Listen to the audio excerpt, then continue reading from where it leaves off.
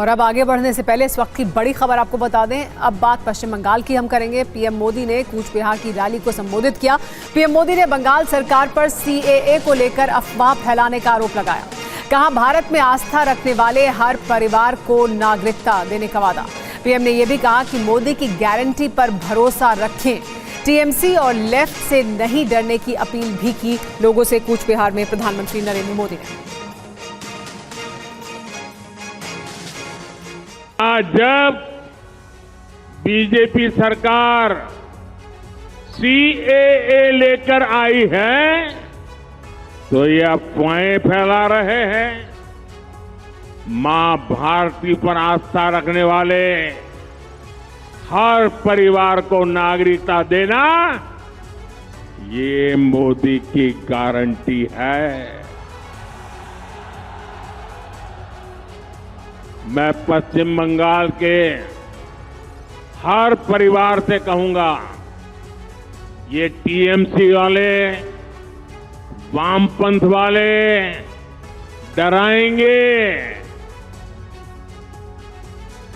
अलोकतांत्रिक तरीके आजमाएंगे, लेकिन आपने 10 साल मेरा काम देखा है। आप मोदी की गारंटी पर भरोसा कर सकते हैं। पीएम मोदी ने बंगाल के कूच बिहार में जनसभा को संबोधित करते हुए 2019 के खास वाकये की याद दिलाई। क्या था वो वाकया, आप भी सुनिए। मैं इसी मैदान में सभा करने आया था तो उन्होंने एक बड़ा मंच बीच में बना करके मैदान को बहुत छोटा कर दिया था ताकि लोग मोदी को सुन न सके। और मैंने उस दिन कहा था कि दीदी आपने अच्छा नहीं किया, अब जनता आपको जवाब देगी, और आपने जवाब दे दिया।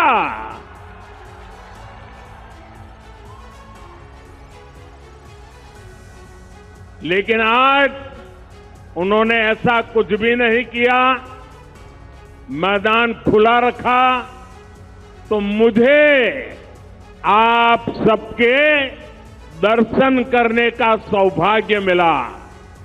आपका दर्शन करके आज मेरा जीवन धन्य हो गया। कूच बिहार में पीएम मोदी की रैली से पहले ममता बनर्जी ने जनसभा की थी। इस दौरान उन्होंने बीजेपी और केंद्र सरकार पर कई आरोप लगाए। 19 अप्रैल को पहले चरण का मतदान होगा। पहले चरण में पश्चिम बंगाल के कूच बिहार, अलीपुरद्वार और जलपाईगुड़ी की लोकसभा सीटों पर वोट डाले जाएंगे। पश्चिम बंगाल की सत्ताधारी पार्टी तृणमूल कांग्रेस ने उत्तर बंगाल में अपनी पूरी ताकत झोंक दी है। ममता बनर्जी ने आज कूच बिहार के माथाभांगा में चुनावी रैली की। इस दौरान उन्होंने बीजेपी पर मतदाताओं को डराने का आरोप लगाया। उन्होंने केंद्र सरकार पर भी केंद्रीय एजेंसियों के दुरुपयोग का आरोप लगाया। एजेंसी দিয়ে ইলেকশন করাচ্ছে আর বাড়ি বাড়ি গিয়ে বলছে বিজেপি কে ভোট দাও এবং এজেন্সি থেকে মুক্তি পাও।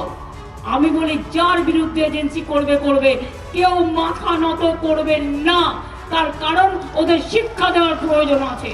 আমি জানি না কেন্দ্রের যে সরকার আছে কোন সংবিধান মানে কিনা, কোন আইন মানে কিনা। ওদের একটাই আইন, one nation and one political party. और खबर केरल से। केरल के मुख्यमंत्री पिनराई विजयन ने राहुल गांधी के रोड शो को लेकर कांग्रेस से सवाल पूछा है। उन्होंने कांग्रेस पर कई गंभीर आरोप भी लगाए।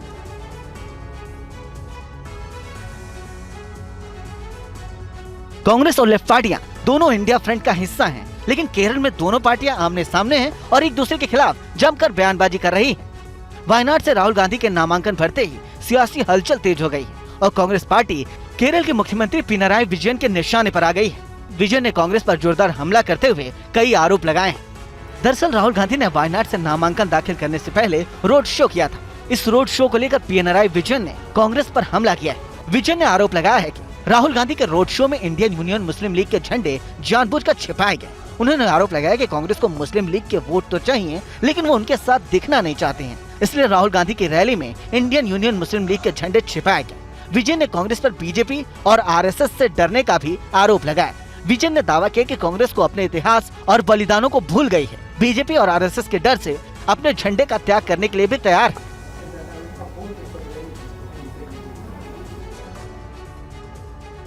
केरल के वायनाड में रोड शो के बाद स्मृति ईरानी ने टीवी9 भारतवर्ष के सवाल पर कांग्रेस नेता राहुल गांधी पर जमकर हमला बोला। स्मृति ईरानी ने कहा, कल राहुल गांधी के नामांकन रैली में मुस्लिम लीग के झंडे छिपाए गए। पाबंदी के बावजूद राहुल गांधी पीएफआई से समर्थन ले रहे हैं। बट मैम, राहुल का मानना है कि वायनाड के लोगों के साथ उनका कनेक्ट बहुत पुराना है और उसी सपोर्ट है कि कल कांग्रेस पार्टी के नामांकन रैली में मुस्लिम लीग के फ्लैग्स को छुपाना इस बात का संकेत है कि या तो राहुल गांधी मुस्लिम लीग के समर्थन से शर्मसार हैं, या फिर जब वो उत्तर भारत में आएंगे और मंदिर मंदिर जाएंगे तब लोगों से उत्तर भारत में मुस्लिम लीग के साथ उनके गठबंधन को छुपा पाएंगे। मैं केरला आकर और विशेषतः वायनाड आकर देखकर ये स्तब्ध हो गई हूँ, आश्चर्यचकित हूँ कि पीएफआई जैसी आतंकवादी संगठन के बैन के बावजूद पीएफआई के पॉलिटिकल लीडरशिप से राहुल गांधी समर्थन अपने चुनाव के लिए ले रहे हैं। आज नॉमिनेशन में हम सब जानते हैं कि एक प्रत्याशी को, एक कैंडिडेट को oath of allegiance to the Indian constitution लेने की दरकार पड़ती है। तो राहुल गांधी संविधान के प्रति अपने ओथ को झुटला चुके हैं जब उन्होंने पीएफआई की पॉलिटिकल लीडरशिप से समर्थन अपने चुनाव के लिए लिया। मुस्लिम लीग के समर्थन से अगर राहुल गांधी इतने शर्मसार हैं कि अपनी नॉमिनेशन रैली में मुस्लिम लीग का वो ध्वज छिपा रहे हैं, तो कहीं ना कहीं अगर इतने शर्मसार हैं तो उन्हें मुस्लिम लीग का भी समर्थन ठुकरा देना चाहिए। और रॉबर्ट वाड्रा को लेकर एक अहम जानकारी ये कि अमेठी से वो चुनाव लड़ सकते हैं। अमेठी के लोग उन्हें समझते हैं, ऐसा रॉबर्ट वाड्रा ने कहा। उन्होंने आगे कहा कि जनता की उम्मीद है कि मैं अमेठी से सांसद बनूं। गांधी परिवार से उम्मीदवार चाहती है जनता। जब मैंने वहाँ काफ़ी समय बिताया तो उनको लगा कि मैं उनको समझता हूँ और वो उम्मीद करते हैं कि मैं वहाँ उनको एक सांसद बनूं वहाँ से और वहाँ वो क्षेत्र चुनूं अगर मैं राजनीति में आता हूँ। और वो तो ऑलरेडी उन्होंने मन बना लिया है कि गांधी परिवार का कोई सदस्य या मैं ही वहाँ उनको रिप्रेजेंट करूँ। पर मुझे हमेशा लगता है कि अगर मैं अपनी मेहनत से आऊँ और लोग चाहते हैं और कांग्रेस पार्टी चाहेगी और अपनी मेहनत से मैं बनूँ, ये नहीं कि क्योंकि मैं गांधी परिवार का सदस्य हूँ उसी वजह से मुझे चुना गया है या चाहते हैं, तो मैं अपनी मेहनत करूँ, वहाँ के लोगों की क्या ज़रूरतें हैं, क्या मुश्किलें हैं, उसका समाधान ढूंढूँ और मेहनत करूँ, तो उसी के वजह से मुझे आना चाहिए। और अगर मैं नहीं तो अगर कोई भी परिवार से उनको उस क्षेत्र में जाता है तो मुझे पता है बहुत प्रगति होगी। एक वहीं कांग्रेस छोड़ने वाले महाराष्ट्र के दिग्गज नेता संजय निरुपम का अगला कदम क्या होगा और ये किस पार्टी में शामिल होने वाले हैं, इस पर हमारे संवाददाता राजीव कुमार से उन्होंने खास बातचीत की है।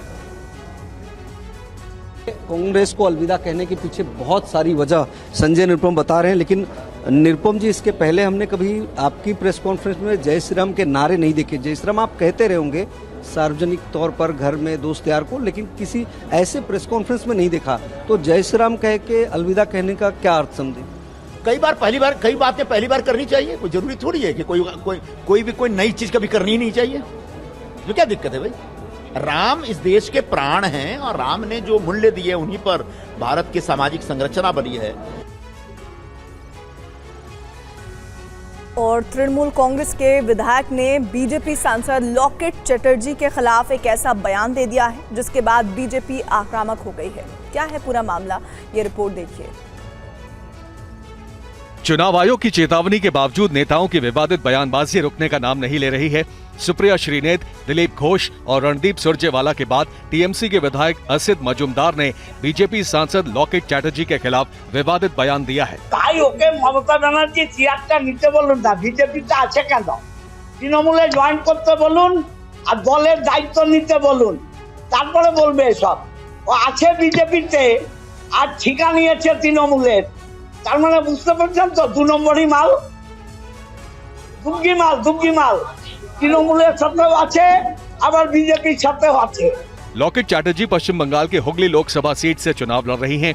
टीएमसी ने उनके खिलाफ रचना बनर्जी को मैदान में उतारा है। हाल ही में लॉकेट चैटर्जी ने प्रेस कॉन्फ्रेंस कर तृणमूल विधायक असित मजूमदार पर बदमाशों से संबंध होने का आरोप लगाया था। उन्होंने हुगली में तृणमूल कांग्रेस की उम्मीदवार रचना बनर्जी की रैली में इलाके के नामी अपराधी के शामिल होने का भी आरोप लगाया था। फिलहाल वक्त हो गया एक ब्रेक का। बने रहिए TV9 भारतवर्ष के साथ।